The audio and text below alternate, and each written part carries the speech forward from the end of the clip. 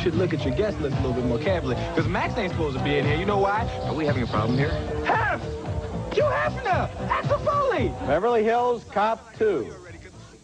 Like father, like son. You can't cancel. She's your date. Yeah, but it's our first date. I mean, if I cancel now, she may never, ever say yes again. Ever! Please. The Secret of My Success. Look, I like you. I really like you, but I gotta tell you, I become seriously and emotionally involved with someone who isn't my aunt. I forgive you, Bradley. What do all of those films have in common? Well, they all feature big-name actors in big-name bombs. And on this special year-end edition of Siskel and Ebert, we'll be reviewing some of the worst movies of 1987. Not so much the little bad films as the big blockbuster bombs. I'm Roger Ebert of the Chicago Sun-Times. And I'm Gene Siskel of the Chicago Tribune. Yes, we could give you a regular worst films of the year list full of stupid teenage movies, but they aren't worth a second look, even a derisive one. Rather, this year, let's take a look back at where some of our biggest stars went wrong and why. For example, Sylvester Stallone, the highest paid actor of them all, stumbled badly with his arm wrestling drama, Over the Top. Remember that, baby? Let's face it, that sport just isn't exciting enough to carry a feature film. I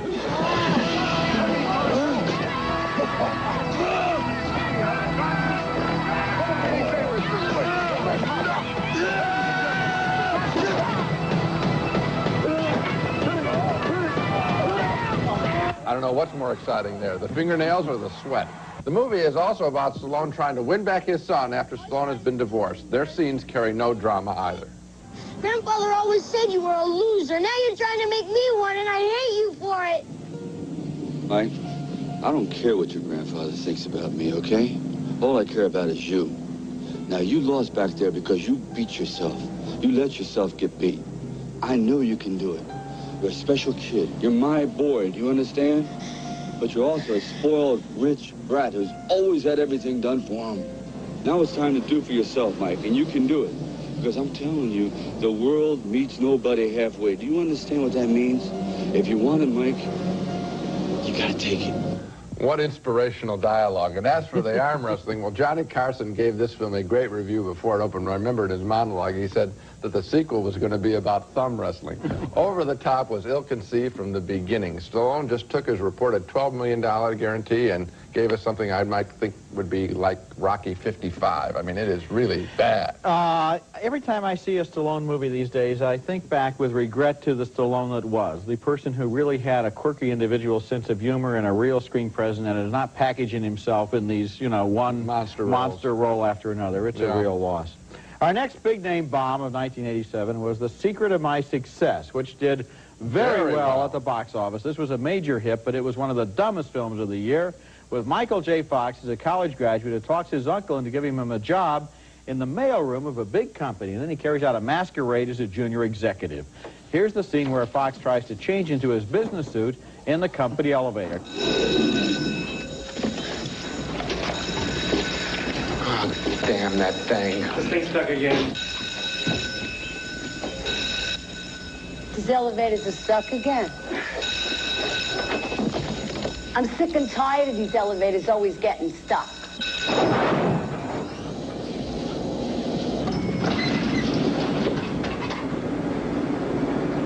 Hi, Gene. You take those to the cleaners? You know you're in trouble when you have to drop trow to get a laugh in the movies. Then there was a lot of really dumb stuff in this film involving how Fox has an affair with his uncle's wife without realizing she's his aunt, and so on and on and on. Michael J. Fox has proven that he's a fine actor in movies like Back to the Future, but this movie was unworthy of him, especially in its unquestioning assumption that success is everything and justifies any deception. His character grows up to be exactly the kind of man Oliver Stone attacks in Wall Street. Well, I mean, it was actually shocking that Michael Fox couldn't smell the script as bad, and it's a testament, I guess, to his incredible popularity that the film did so well. But it is one of the dumbest films, and actually sort of mean-spirited. I mean, it's not, you know, there's no positive human emotion in the film whatsoever. Coming up next, the leading black actor and black actress at the box office, Eddie Murphy and Whoopi Goldberg, in a couple of bad pictures. I don't understand you. You'd like steal the Chrysler building, but now I'm gonna pay for a bottle of olive oil? Look, it's not what you steal, it's who you steal it from. Continuing our special rundown of the worst movies of 1987, featuring big stars in bad movies, not just any old garbage, Whoopi Goldberg again failed to live up to her potential in the stupid caper film Burglar, with Whoopi playing a petty crook who gets in over her head with some drug dealers, including one who confronts her in his apartment.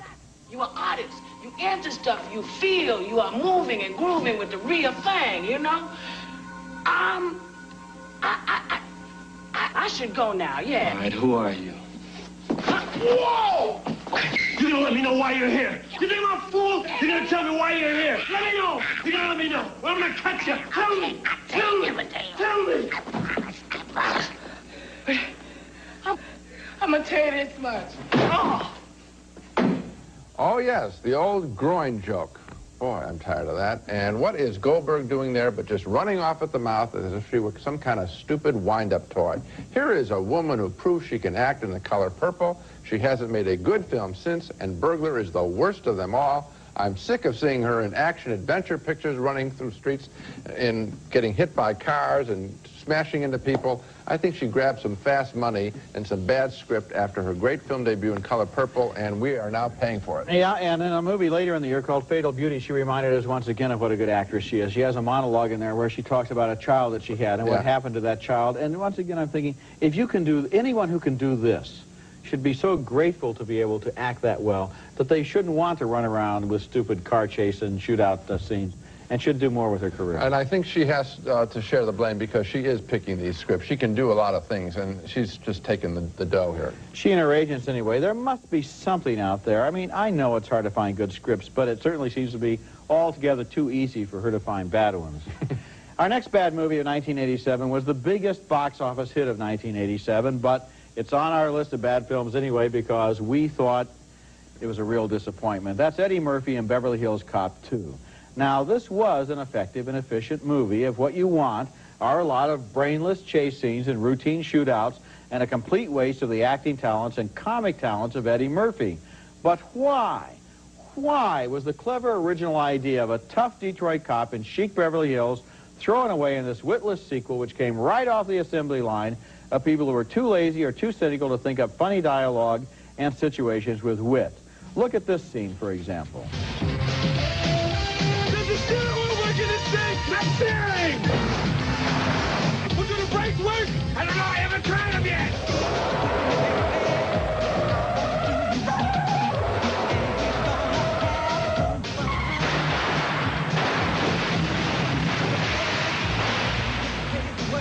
Now, why is that scene in the movie? I think maybe it's because somebody said they'd never seen a chase scene before that had a cement truck in it. Can't you just see the story conferences here? Was the scene funny? No. Did the cement truck work? No. Good rule. Never put a cement truck in a chase scene again. We've discovered that in this movie. Thanks a lot.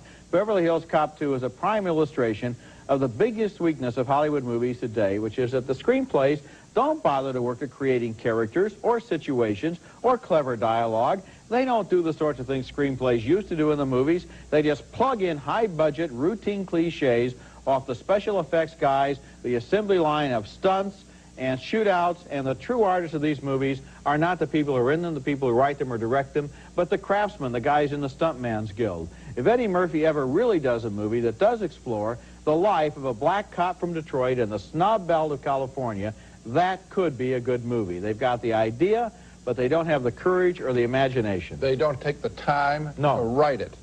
And the difference between our worst show list and our best show list is the screenplays, more than the acting talent.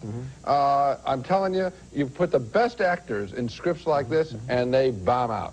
If you were to, people ought to go, they ought to have remedial writing classes. If you were to take the screenplay of Beverly Hills Cop 2 and read it, it would look to you, I am convinced, like some kind of an utterly cynical assemblage of things that can be done by the second unit, or would have been done by the second unit in the old days. You would say, where are the big scenes for the actors here? Where's Eddie Murphy's big scene? Not there. People love the Judge Reinhold character in the first film, okay? Yeah. Let's give him a story. Let's give him a backstory. Right, give him a life. Oh, give Eddie Murphy a life. Give us a break. Coming up next, Dudley Moore and Richard Pryor both star in a pair of medical comedies that were pretty sick. What kind of gypsy doctor are you? Wait a minute, is that a formal accusation or is that libelous hearsay? Stars in the worst films of 1987, Dudley Moore fell from grace, or certainly made a pact with the devil, when he made a turkey called Like Father, Like Son, in which he and his son traded brains, but not bodies. Oh, they're so clever in Hollywood. Next thing you know, they're going to make a film about two guys who trade wallets and decide to change identities. And you know... It's not a bad idea. Well, it's better than Like Father, Like Son. Make it both. Yeah, my wallet is, hey, this guy's life is more interesting than mine. He's got more interesting credit cards. I'll take his life, you know? They probably could sell that to script tomorrow the way they're going in Hollywood. Anyway, Moore plays a doctor, his son plays a wiseacre teenager, and so that accounts for this doctor's imbecilic behavior in front of one of his colleagues. I have some bad news for you, Mr. Oh, Mrs. Maxwell. Jack?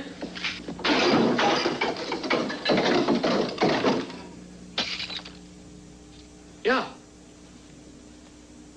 I was hoping you could do rounds for me today. Rounds of what? Dr. Hammond's your godsend. I can't stabilize him. He's in V-tech. He's racing. I'm not Dr. Hammond. Going into V-tech. Hit him one. What? Hit him, Dr. Hammond. Hit him. Oh, brother, where has Dudley Moore's taste meter gone? He's been great in pictures like 10 and Mickey and Maude, and then he makes this trash. I hate to keep reducing it to money, but after all, do these people need the money that badly? I assume that they're very rich with their beach houses and all that. I think that actually they probably hoped it was going to be a good movie, but if he of course they would hope it looked at the screenplay just a little more deeply, being the comic genius that he is, don't you think he would have figured out that when you trade brains with somebody, you also trade accents? But the fact is that at least that part of the brain-controlling speech remained in the original host cranium, so that Dudley Moore continues to speak like Dudley Moore even when he becomes a teenager, and his son continue. So that the whole idea of changing identities is lost because you're constantly aware of the fact that the actor is inhabiting the same body that he started out in. You have already thought more deeply about the film than the people who made it. I think I may have thought more deeply about the film than the people who made it could think. My next nomination for a big star in a bad movie is Richard Pryor in Critical Condition, a movie with a good idea that never really delivers.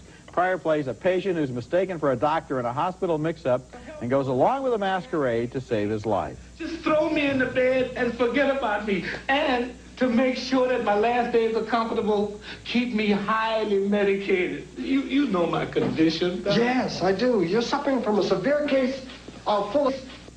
I'm sort of confused, Doc. Would you give me that in layman's terms? In layman's terms, it means I'm going to check this whole thing out. Oh, no, I told you, Doc. You know, what the hell is that, man? I don't like the way that sounds. No. Ow. I don't like that one either. That makes two of us. Critical Condition's biggest problem is at the screenplay level, and here we go again. Maybe the filmmakers had some kind of faith that Richard Pryor was going to save them, that he'd just naturally always be funny. Right. All you have to do is point the camera at Richard and he'll make you laugh. But comedy comes out of close observation of human nature. It doesn't just happen if you stand around trying to be funny. And there's another miscalculation in this movie, too, I think. Pryor plays a kind of character that he's attracted to, but somebody ought to warn him off of, because he's not really suited to the kind of character he loves to play, the bumbling, good-hearted, incompetent boob.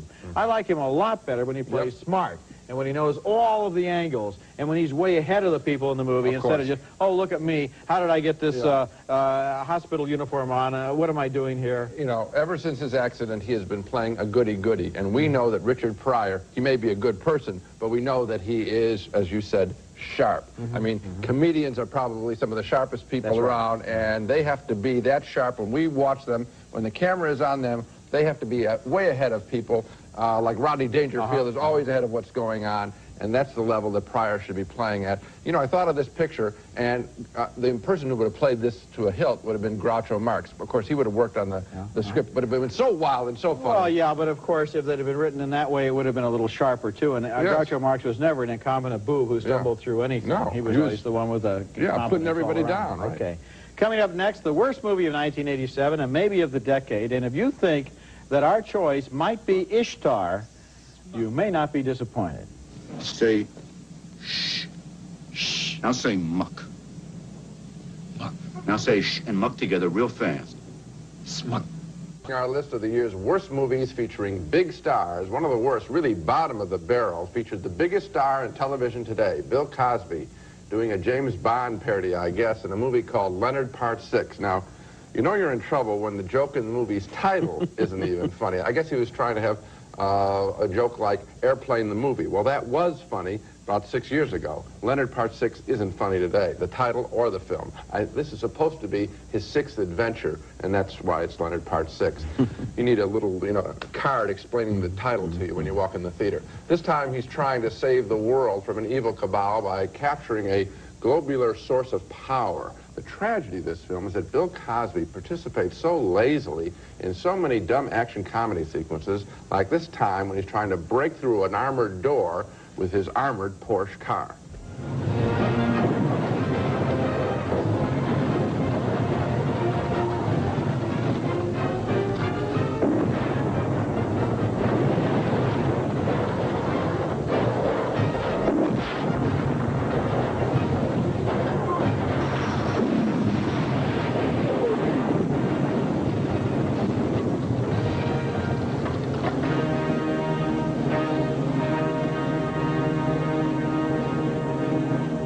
Door. You saw that, Roger. Yeah, he couldn't get through the door. And I thought, this is a joke? I mean, why is that funny? It is not. Oh. Cosby seems like he's in slow motion throughout the entire picture.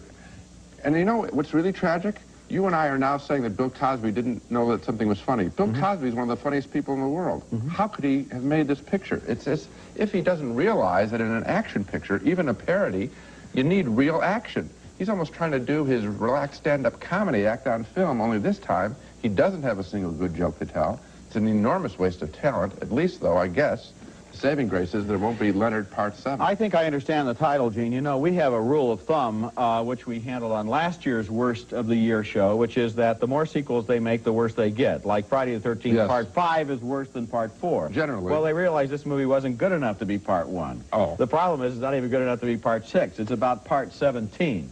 It's a real bomb. And, you know, Cosby himself has even gone on television talk shows to denounce the film, although I can't, the editor did it, the director did it. But what's there isn't funny, so what could be missing that could be funnier? It's amazing. He just blew it because he had made funny films in the past, too, with Poitier, Uptown Saturday Night, Let's Do It Again. Those were pleasant comedies. This is worthless.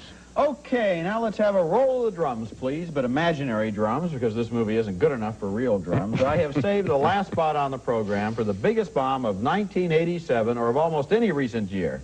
And you didn't think, did you, that we had forgotten Ishtar? No, you didn't think so. This was a $44 million comedy that hardly made enough money to pay for its advertising, but I wouldn't have even objected to the budget so much if this movie had contained at least a few forlorn, funny moments, but it did not.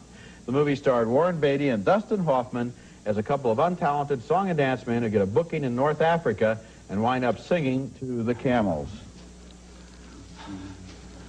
Water. My lips are on fire with my desire for you. Good song. So let me drink some water. Let me drink some wine. If you're not my daughter, will you still be mine?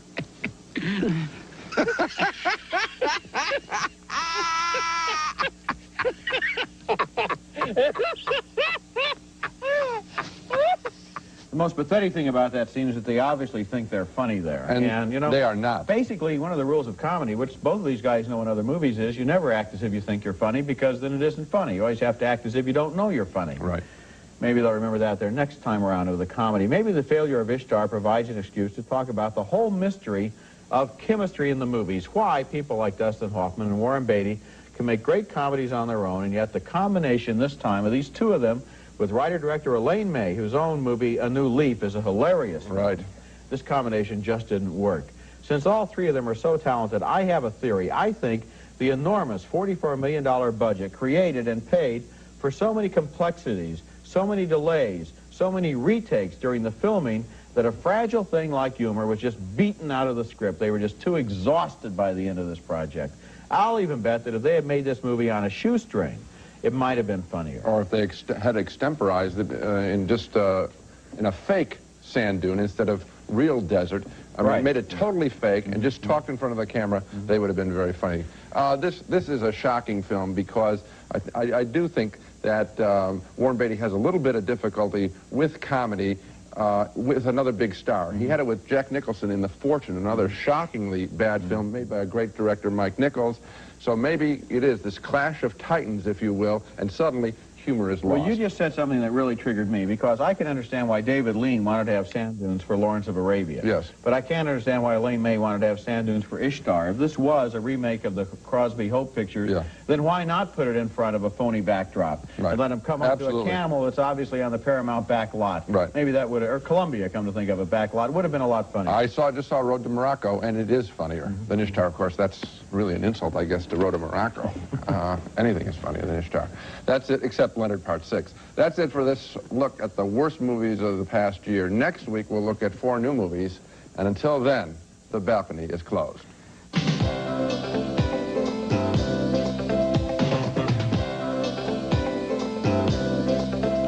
Raisinets and Goobers are playing everywhere, starring plump, juicy raisins and great golden peanuts. Both now feature creamy Nestle milk chocolate.